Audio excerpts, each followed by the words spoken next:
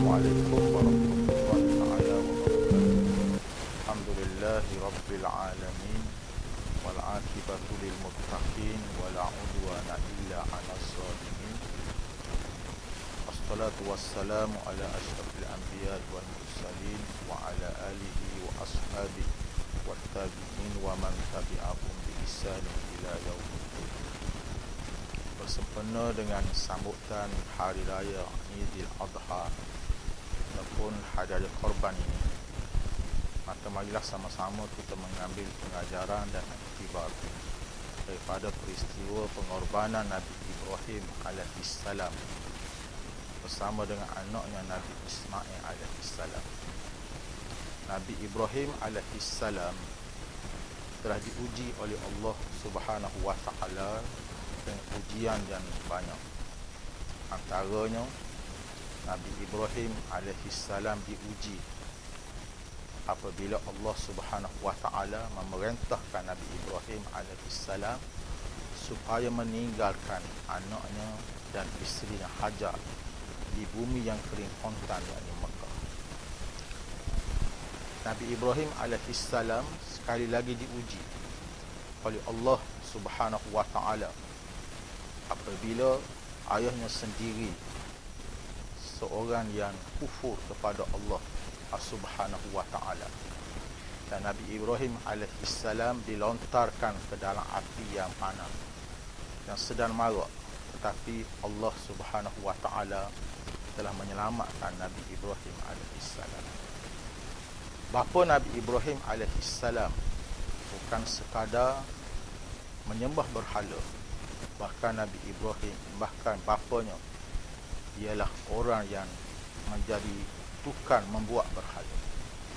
Begitulah besarnya ujian yang ditimpa oleh Allah kepada Nabi Ibrahim alaihissalam. Nabi Ibrahim alaihissalam berdoa kepada Allah Subhanahu wa taala supaya Allah mengurniakan kepadanya seorang anak lelaki di saat ketika usia sudah lanjut. Lalu Allah Ta'ala memperkenankan doa Nabi Ibrahim alaihissalam. Lalu lahirlah anaknya Nabi Ismail alaihissalam. Allah Ta'ala menguji Nabi Ibrahim alaihissalam dengan satu perintah daripada Allah Subhanahu wa taala di dalam mimpi Nabi Ibrahim alaihissalam, di mana Allah Subhanahu wa taala telah memerintah Nabi Ibrahim alaihissalam supaya menunarkan nazarnya, yakni menyembelih anaknya sendiri sebagai tanda pengorbanan. Lalu Nabi Ibrahim alaihissalam melaksanakan tugas yang diperintahkan oleh Allah Subhanahu wa taala. Iblis telah menggoda Nabi Ibrahim alaihissalam supaya Nabi Ibrahim alaihissalam tidak melaksanakan tugas ini, tetapi godaan iblis itu berjaya ditepis oleh Nabi Ibrahim alaihissalam. Kemudian sekali lagi iblis menggoda isterinya, tapi isterinya tidak terpedaya dengan godaan iblis, dan akhirnya iblis cuba menggoda Nabi Ismail alaihissalam. Tetapi Nabi Ismail alaihissalam apabila mengetahui bahawa ini adalah merupakan arahan daripada Allah Subhanahu wa taala, lalu Nabi Ismail alaihissalam menyatakan kepada ayahnya supaya meneruskan apa yang diperintahkan oleh Allah Subhanahu wa taala. Lalu Allah Subhanahu wa taala menggantikan seekor binatang lain, yakni kibas, sebagai ganti Nabi Ismail alaihissalam. Pengajaran daripada peristiwa ini ialah bagaimana kecintaan Nabi Ibrahim alaihissalam, kecintaan Hajar isterinya, dan kecintaan Nabi Ismail alaihissalam kepada Allah melebihi segala cinta yang lain. Inilah antara pengajaran penting yang kita kena ambil daripada peristiwa Hari Raya Korban. Kita buktikan bahawa kita mencintai Allah dan Rasul melebihi kasih dan sayang kita kepada benda yang lain. Orang-orang yang kasih pada Allah dan Rasul melebihi segala kasih yang lain ialah orang-orang yang mencapai kemanisan iman.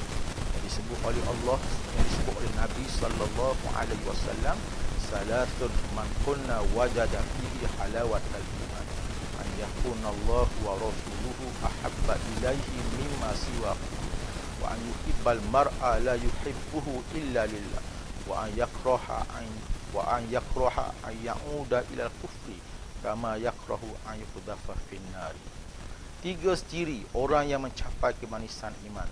Yang pertama ialah orang yang mencintai Allah dan Rasul melebihi cinta kepada yang lain.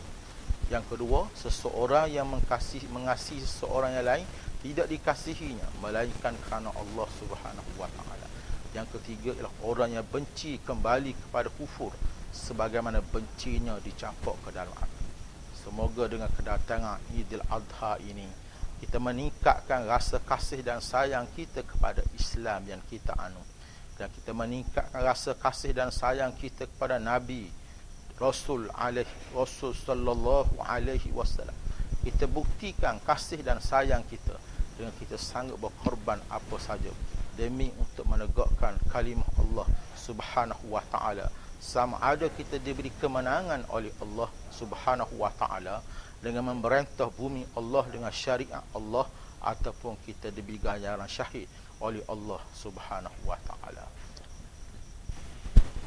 Saya mengambil kesempatan di sini untuk mengucapkan selamat menyambut Idul Adha ataupun Hari Raya Korban kepada semua pimpinan PAS di semua peringkat, semua penyokong, pendukung dan ahli PAS, dan kepada seluruh masyarakat dan rakyat di bumi setiwi ini. Wallahu a'lam.